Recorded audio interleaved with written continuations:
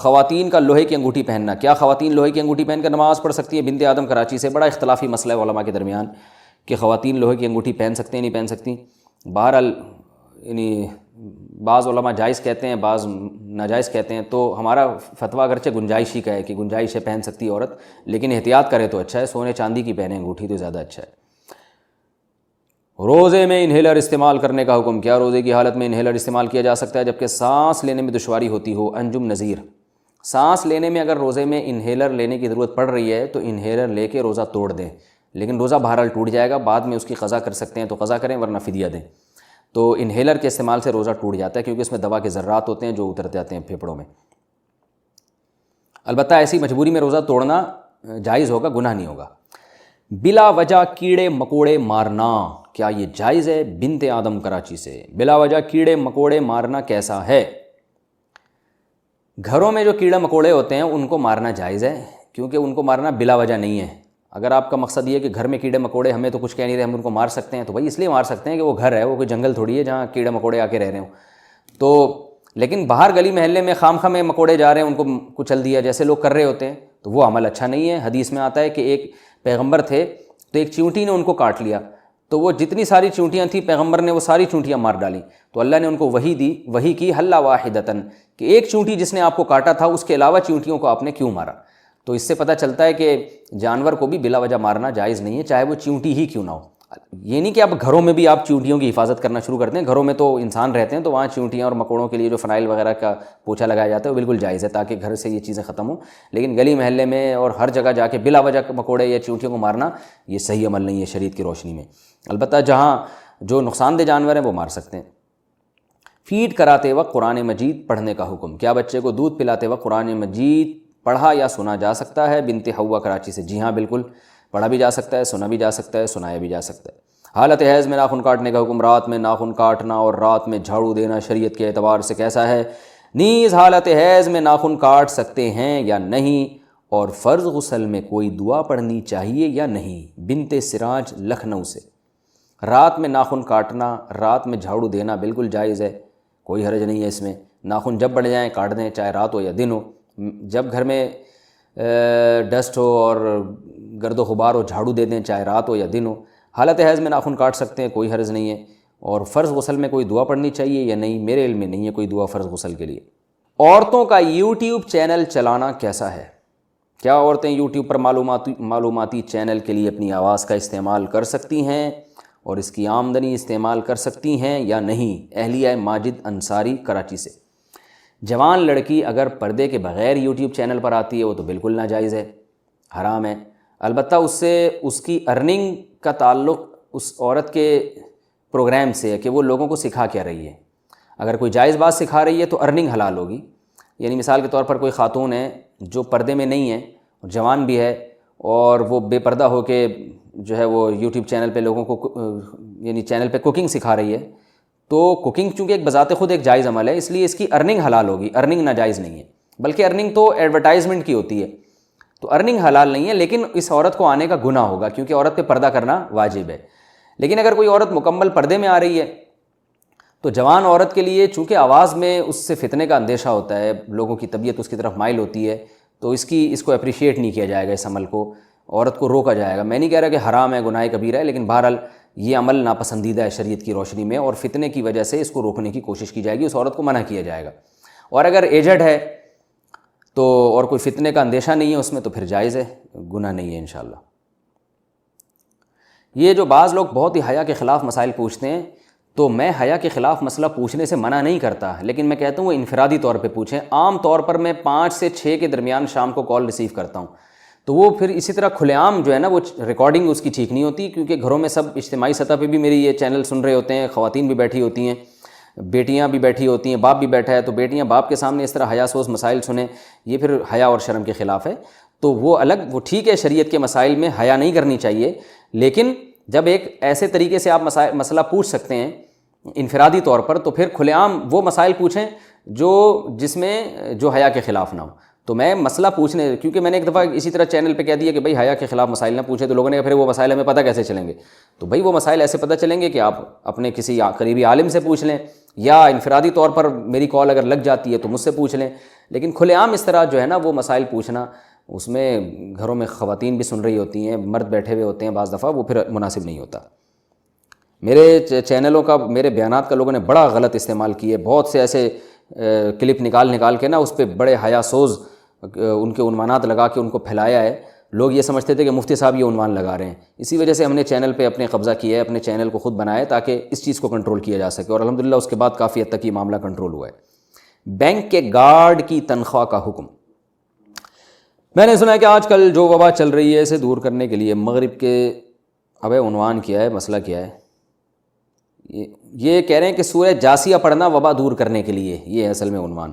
میں نے سنا ہے کہ آج کل کی جو وبا چل رہی ہے اسے دور کرنے کے لیے مغرب کے بعد سورہ جاسیہ بآواز بلند پڑھنی چاہیے. کیا یہ بات درست ہے؟ بنت عبداللہ کراچی سے. کوئی میرے علم میں اس کی دلیل نہیں ہے، ایسے ہی بات ہے.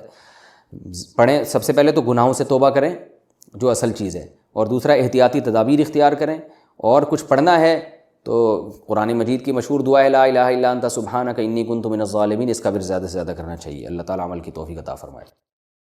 یہ ضرورت اس لیے ہے کہ اللہ تعالیٰ نے موت کے بعد ایک زندگی رکھی ہے. اگر وہ نہ ہوتی نا پھر تو مزے تھے. میں افریقہ میں ہی ٹھہر جاتا ہی نہیں واپس.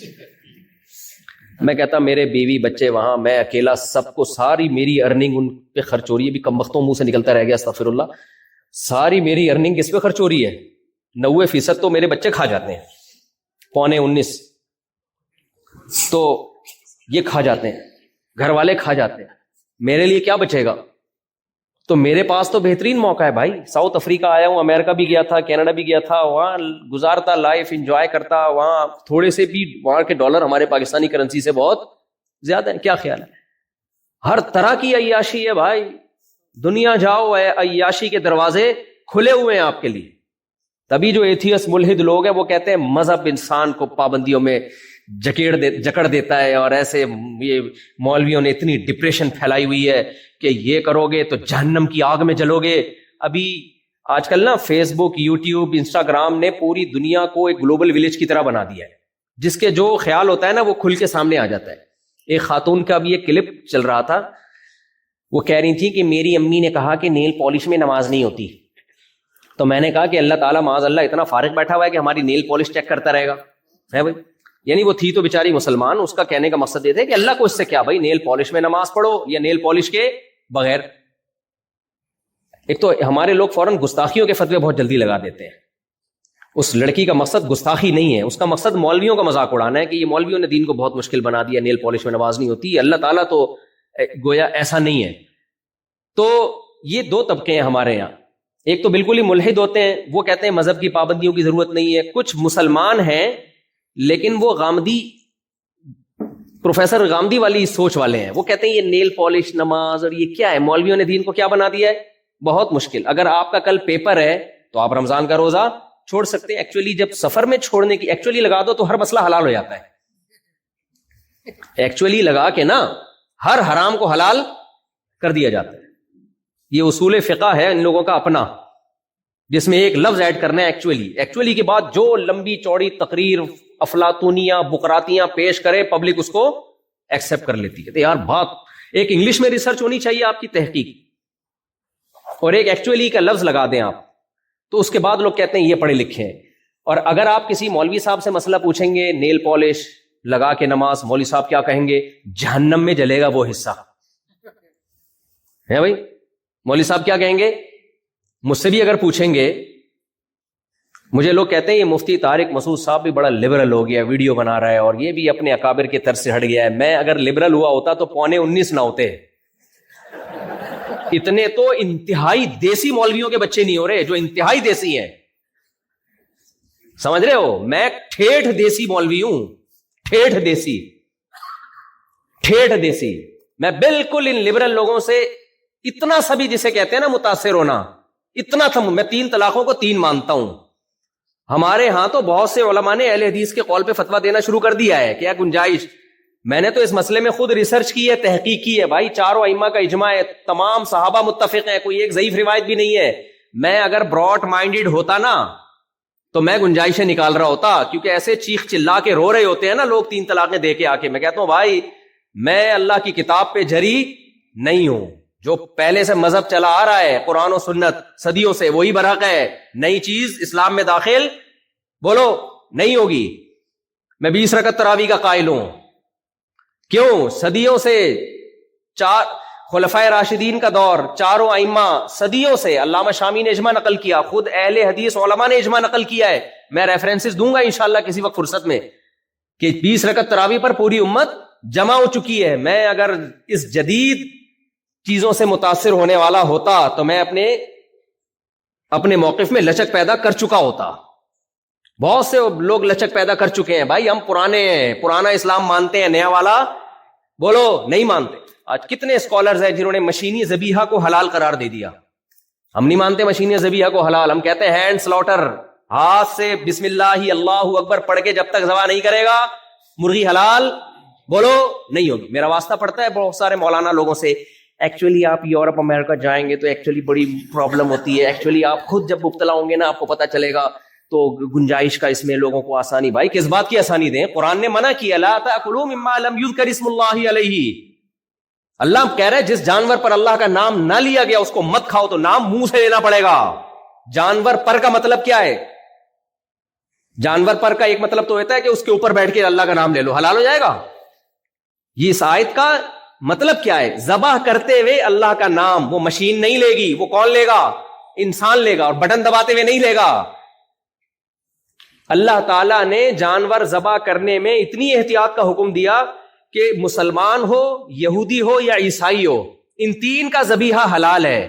مشین کا کوئی مذہب بولو نہیں ہوتا. تو میں اگر براڈ مائنڈڈ ہوتا نا، آج کل کے جو آزاد خیال لوگ ہوتے ہیں، تو میرے بھائی ہم تو پھر یہ فتوے دے رہے مورگیج پہ گھر لینے کو ہم جائز بولتے کیوں نہیں؟ اب جنہوں نے لیا ہوا ہے وہ نہیں بول رہے. بہت زور لگایا میرے اوپر، جاپان گیا، امریکہ گیا، کینیڈا گیا، بہت آسٹریلیا، یار کسی طرح مورگیج کو حلال کرو. مفتی صاحب آپ کو پتہ نہیں ہے گھر انسان کی بیسک ضرورت ہے. گھر انسان کی، وہاں کچھ اسکالر نے فتوے بھی دیے کہ گھر بھائی انسان کی بنیادی ضرورت ہے. تو میں ان سے کیا کہتا ہوں، گھر یقیناً بنیادی ضرورت ہے. ذاتی گھر بنیادی ضرورت بولو نہیں ہے. میں جب 4 رکھ کے کرائے پہ رہ سکتا ہوں، تم ایک والے تو میرے سامنے آیا نہ کریں. میرے سامنے نہیں بتایا کرو میں شادی شدہ ہوں. مجھے بہت غصہ آتا ہے. شادی شدہ اس کو بولتے ہی نہیں ہے جو آپ لوگ ہو. میری جب 3 ہوئی تھی نا، 3، اس وقت میں نے اپنے بڑوں سے کہا کہ اب میں سوچ رہا ہوں شادی کر لوں. انہوں نے کہا یہ اب تک کیا کیا تھا؟ میں نے کہا میں سوچ رہا ہوں کہ میں بھی شادی کر لوں. خیر یہ تو مذاق ہے، اس کو آپ سیریس نہ لیں. ہے یہ سیریسلی، لیکن آپ اس کو مذاق سمجھ رہے ہیں. خیر تو ہاں جہاں ضرورت ہو وہاں جائز ہے مورگیج پہ. بعض لوگوں کو واقعی ضرورت ہوتی ہے. کن کو ضرورت ہے؟ ایتھوپیا کے پچھلے سفر میں افریقہ سے جب جا رہے تھے نا، ایتھوپیا میں کنیکٹڈ 12 گھنٹے اسٹے ہوتا ہے. وہاں جرمنی کے ایک صاحب ملے، کہتے ہیں میرے 6 یا 7 بچے ہیں، پٹھان تھے KPK کے. کہتے ہیں مجھے رینٹ پہ گھر ہی نہیں دے رہا کوئی، کیونکہ بڑی فیملی ہے. اب جب گھر نہیں مل رہا تو پھر مجبوری ہے بھائی آپ مورگیج پہ گھر لے سکتے ہو، کیونکہ آپ روڈ پہ تھوڑی سو گے، آپ فٹ پاتھ پہ تھوڑی سو گے. تو وہ مجبوری ایک الگ مجبوری ہے. تو اس لیے میرے بارے میں پہلے تو یہ سمجھ لیں کہ میں ماڈرن مولانا نہیں ہوں. ہاں جتنی اسلام نے اجازت دی ہے اس اجازت سے فائدہ اٹھایا جائے گا. اور دوسری بات یہ کہ مولانا ابو الحسن علی ندوی رحمہ اللہ تعالی اس کے قائل تھے کہ اس وقت علماء کو روایتی انداز سے ہٹ کے کام کرنا پڑے گا.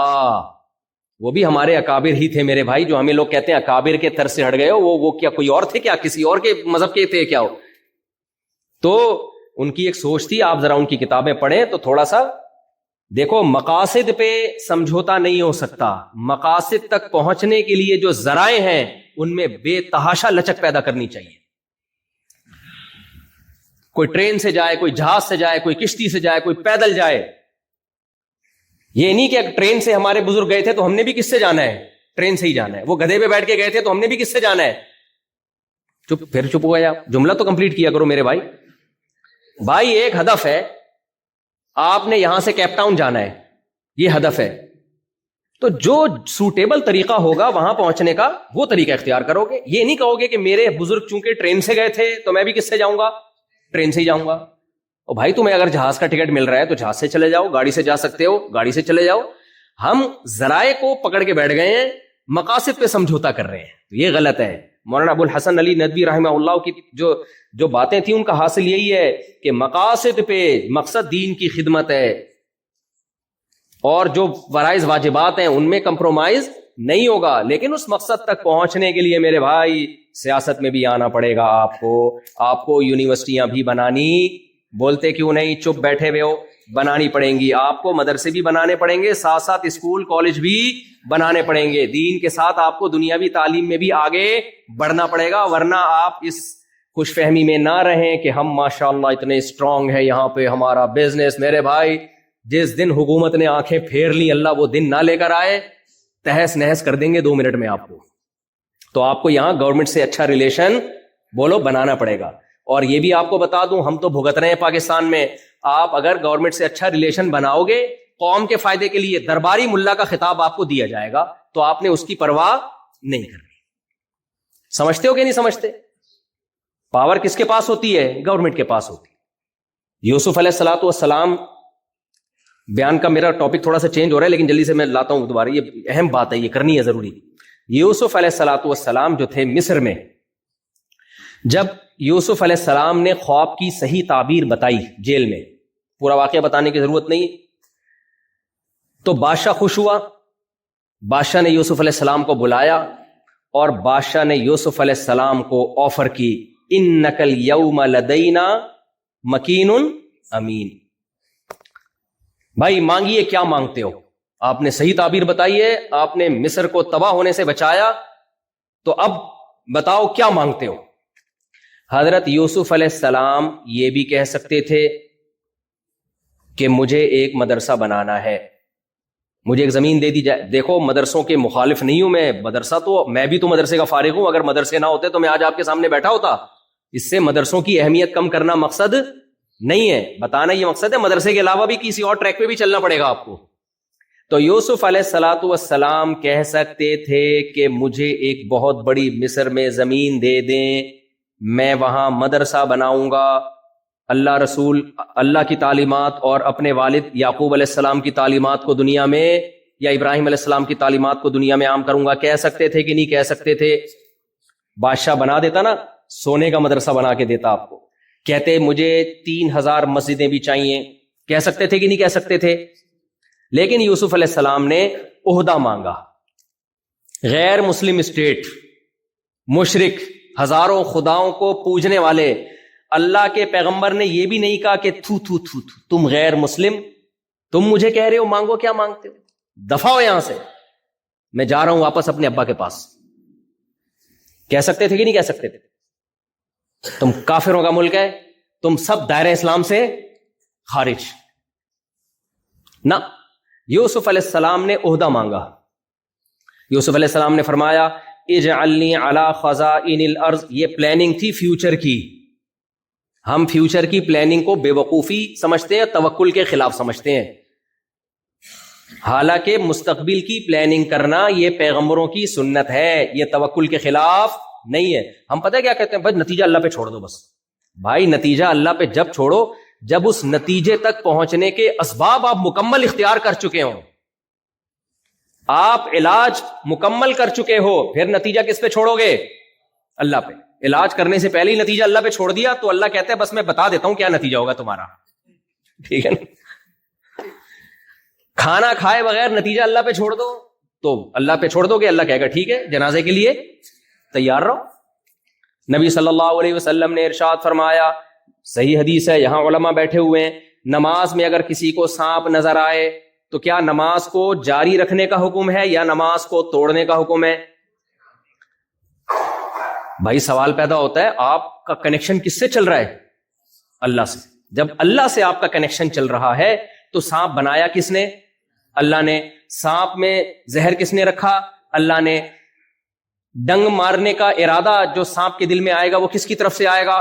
اللہ کی طرف سے. ایک طرف آپ کا اللہ سے کنیکشن, دوسری طرف ساری طاقتیں سانپ کے ہاتھ, اللہ کے ہاتھ میں. تو اب سب پھر تو نماز نہیں توڑنی چاہیے ہمیں. اللہ پہ توکل کا تقاضا, جن جن کے 4 مہینے لگے ہوئے وہ تو نہ توڑیں کم از کم. سیروزے والے توڑ دیں, 4 مہینے والے بولو نہ توڑے نہ. نبی نے صحابہ کو حکم دیا جن سب کے 4 مہینے نہیں پوری زندگیاں دین کی تبلیغ میں لگی ہوئی تھی اور ان کے ایمان کے لیول کی خاک کو بھی ہم نہیں پہنچ سکتے. ان اصحاب رسول ابو بکر عمر عثمان علی رضی اللہ عنہم کو حکم دیا جا رہا ہے کہ سانپ نظر آئے تو نماز توڑ دینا. کیوں؟ تکوینی امور میں اللہ اپنی سنت کو تبدیل نہیں کرتا. آسان مثال سے بات سمجھاتا ہوں, کیا کریں بات سے بات نکل رہی ہے.